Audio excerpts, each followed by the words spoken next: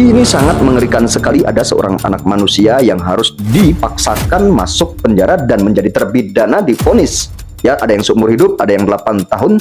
Jika mereka tidak bersalah, ini bagaimana?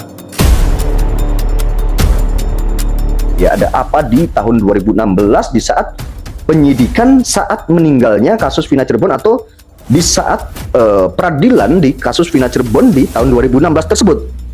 Apakah ada sebuah kejanggalan? Atau apakah ada sebuah kriminalisasi terhadap beberapa terpidana tersebut? Itu nanti kita tunggu saja ya teman-teman ya.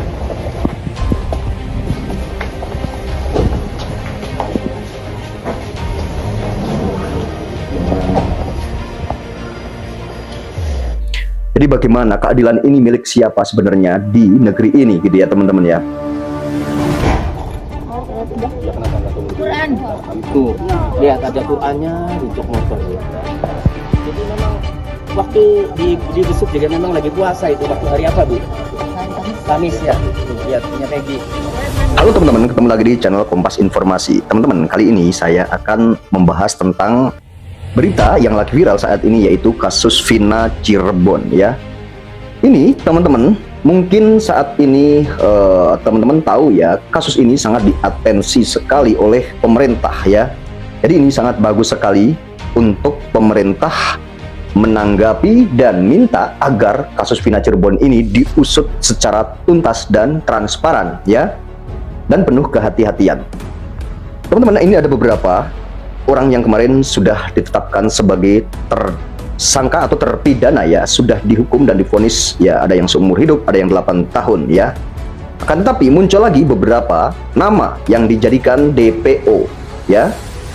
Muncul beberapa nama yang dijadikan DPO, akhirnya satu orang tertangkap yang namanya Peggy alias Perong ya, atau Peggy Setiawan. Akan tetapi hal ini menjadi perdebatan dan menjadi sebuah polemik ya. Akhirnya beberapa saksi muncul juga ya, dan bermunculan saksi-saksi berikutnya ya. Teman-teman pasti tahu, saya tidak sebutkan ya.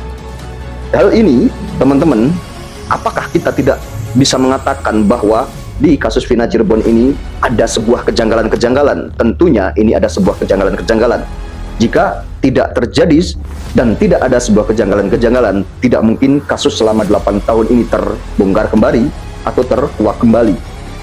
Dan tentunya ini menjadi pelajaran buat kita semuanya, untuk penegak hukum juga ya teman-teman ya, untuk para penegak-penegak hukum ya. Tentunya nantinya setelah ada kasus ini ya selesai, ini menjadi suatu contoh ya, dan ini nantinya akan mengedepankan sebuah keadilan untuk masyarakat ya. Penegak hukum nantinya akan lebih hati-hati dalam menangani kasus atau menangani sebuah perkara.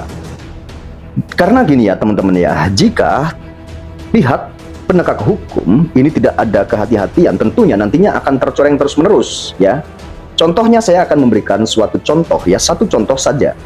Jika ada berita ya, ada salah tangkap dan ada berita seseorang yang dijadikan terpidana sekarang ini sudah menjalani hukuman ya, itu ada beritanya bahwa di situ ada penyiksaan lah, yang ada intimidasi agar mereka mengakui perbuatan yang sebenarnya tidak mereka lakukan. Itu menurut mereka bilang bahwa mereka mengakui karena terpaksa, karena sudah tidak tahan dengan siksaan-siksaan yang dilakukan oleh oknum. Itu ya teman-teman ya. Jadi para terpidana tersebut mengakuinya dengan keterpaksaan. Itu yang bermunculan saat ini. Jika itu benar, apakah tidak memalukan? Apakah seorang penegak hukum itu harus berlaku seperti itu? Ya, apa motifnya dan apa tujuan dari penegak hukum tersebut? Nah, makanya itu yang perlu digali. Jika ini benar, kenapa mereka dipaksakan untuk mengakui? Bahkan jika mereka ini benar, para terpidana tersebut saat di penyidikan itu ada suatu siksaan, tekanan gitu ya, untuk mengakui perbuatan yang seharusnya tidak mereka lakukan, dan mereka akhirnya mengakui. Sebenarnya ada motif apa dan ada tujuan apa mereka memaksakan kasus tersebut agar mereka harus mengakuinya? Kenapa tidak dibedah secara benar-benar agar kasus terang benderang dan mendapatkan sebuah keadilan yang sebagai korbannya gitu ya. Ini sangat mengerikan sekali, ada seorang anak manusia yang harus dipaksakan masuk penjara dan menjadi terpidana divonis Ya, ada yang seumur hidup, ada yang 8 tahun. Jika mereka tidak bersalah, ini bagaimana? Dia kita sebagai rakyat, sebagai masyarakat, kita tentunya semua juga ikut berbicara, ikut berpartisipasi, dan kita bisa melihat di kasus Vina Cirebon tersebut. Kita juga bisa melihat, bisa mendengar di beberapa media, di televisi, ya, di YouTube, ya, di kanal YouTube, di TikTok, dimanapun kita bisa melihat kabar ini semakin carut marut, ya, semakin carut marut. Karena apa? Beritanya yang simpang siur, ada yang mereka bilang disiksa, ada yang mereka bilang disuruh mengakui, diintimidasi. Saat di sidik, ya, di penyidikan, itu suruh mengakui perbuatan yang seharusnya dan yang sebenarnya mereka ini katanya tidak melakukan perbuatan yang menjadi seorang korban tersebut sampai meninggal dunia. Nah, ini yang akan menjadi suatu pelajaran buat kita semuanya jika ini menimpa di saudara kita, di semuanya, ya, di keluarga kita. Tentunya kita juga akan merasakan hal sama, ya, hal yang sama seperti keluarga-keluarga terpidana tersebut, ya. Dan ini sekarang ini kan menjadi janggal jika hal ini sekarang ini sudah melebar meluas, ya, berita-beritanya, karena saat ini muncul saksi-saksi baru, muncul, ya, seseorang yang dulu pernah melihat kejadian-kejadian tersebut, ya.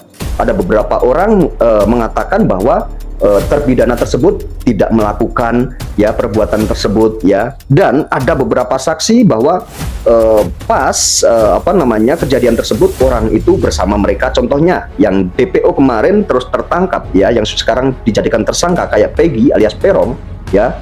Ada yang mengatakan bahwa di saat kejadian Peggy alias Peron ini, ya, atau Peggy Setiawan ini bareng bersama mereka, dan bahkan mereka juga berani bersaksi, bersumpah bahwa mereka lagi bersama mereka saat kejadian tersebut ada di Bandung. Nah, ini jadi kesimpang siuran tersebut. Masyarakat ini akan pilih yang mana, gitu ya, akan ikut yang mana. Sedangkan ada beberapa orang juga yang menyangkal, gitu ya. Ya, pro kontra itu memang sudah wajar, gitu ya. Nah, kenapa hingga 8 tahun pertanyaannya si Peggy alias Peron ini baru tertangkap hingga saat-saat ini, gitu ya, baru-baru ini, gitu ya. Itu juga menjadi pertanyaan-pertanyaan juga, ya, padahal ini selama 8 tahun dulu juga udah dikatakan ini juga terlibat, gitu. Kenapa 8 tahun sedangkan seorang Peggy itu orang biasa, gitu ya, tidak seperti seorang yang mempunyai kekuatan, ya, yang mempunyai power yang luar biasa, gitu, tapi baru tertangkap. Itu juga menjadi suatu pertanyaan-pertanyaan. Ini gaduh di masyarakat ini sangat luar biasa di kasus Vina Cirebon ini, ya, teman-teman, ya. Jadi masyarakat juga perlu sebuah jawaban dari penegak hukum, atau perlu penegakan hukum yang benar-benar, gitu, agar keluarga korban juga mendapatkan sebuah keadilan yang sebenar-benarnya, gitu ya. Mendapatkan sebuah keadilan bukan setelah vonis, walaupun vonis salah, ya, atau seorang terpidana walaupun mereka itu salah tangkap misalnya, gitu ya, tapi keluarga puas karena memang udah ada terpidananya. Jangan, karena itu kasihan, berarti belum mendapatkan suatu keadilan yang sebenar-benarnya jika seperti itu, gitu ya. Jadi kayak keluarga juga kasihan, keluarga juga pasti sekarang ini berpikir siapa sih pelaku yang sebenarnya, walaupun memang sudah ada yang terpidana atau sudah ada yang dipenjara, gitu ya, beberapa orang, gitu. Memang sudah dinyatakan bahwa mereka ini ingkrah bersalah, divonis oleh hakim, ini udah ingkrah dan mengikat, gitu misalnya, ya. Itu jadi pertanyaan-pertanyaan juga sekarang ini oleh keluarga tentunya. Karena apa? Jadi keluarga juga masih kesana kemari, ya, ingin mencari sebuah keadilan untuk seorang korbannya tersebut, atau anaknya, atau mungkin adiknya. Itu jadi masih kesana kemari, belum mendapatkan keadilan yang sebenar-benarnya jika seperti ini. Nah, ini sangat ngeri sekali jika ini memang terjadi. Ada apa sebenarnya, gitu ya? Ada apa di tahun 2016 di saat penyidikan saat meninggalnya kasus Vina Cirebon, atau di saat peradilan di kasus Vina Cirebon di tahun 2016 tersebut? Apakah ada sebuah kejanggalan, atau apakah ada sebuah kriminalisasi terhadap beberapa terpidana tersebut? Itu nanti kita tunggu saja, ya, teman-teman, ya. Kita tidak bisa berkomentar, kita tunggu saja apa yang akan terjadi setelah kasus ini selesai, atau setelah semuanya ini terungkap, gitu ya. Karena sekarang ini ada yang mau mengajukan PK, yang mengajukan langkah-langkah hukum, ya, dan masih banyak sekali sekarang ini yang harus dilakukan oleh beberapa kuasa-kuasa hukum terdakwa, kuasa hukum tersangka yang saat ini Peggy Peron, ya kuasa hukum korban juga, dari pihak korban juga sekarang ini sedang mengajukan atau mengupayakan langkah-langkah hukum kembali, gitu ya. Kita sebagai masyarakat Indonesia banyak sekali sekarang ini yang tentunya bingung ya, hanya bisa bersuara, berteriak di komentar sebuah video mungkin, karena tidak bisa apa-apa, berteriak, berkomentar, minta keadilan bagaimana, tapi tidak bisa apa-apa ya teman-teman ya. Jadi bagaimana keadilan ini milik siapa sebenarnya di negeri ini, gitu ya teman-teman ya. Mengerikan sekali jika kita ya yang mengalami hal seperti itu ya, yang berita dan kasusnya itu jadi seperti itu, ngeri sekali ya teman-teman ya. Mudah-mudahan tidak akan menimpa di anak saudara kita ya teman-teman ya, di sanak saudara, keluarga kita, atau tetangga-tetangga kita, atau kerabat-kerabat kita ya teman-teman ya.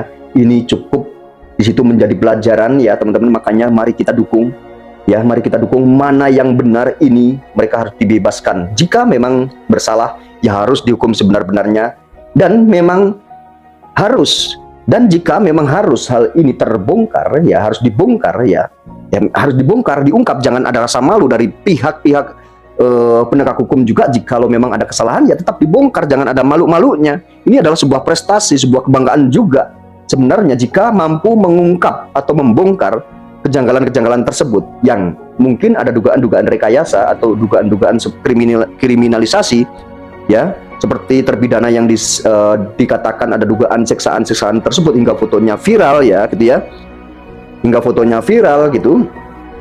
Ini sangat mengerikan sekali ya. Tidak bisa kebayang lah sama kita semua ya jika itu benar terjadi ya.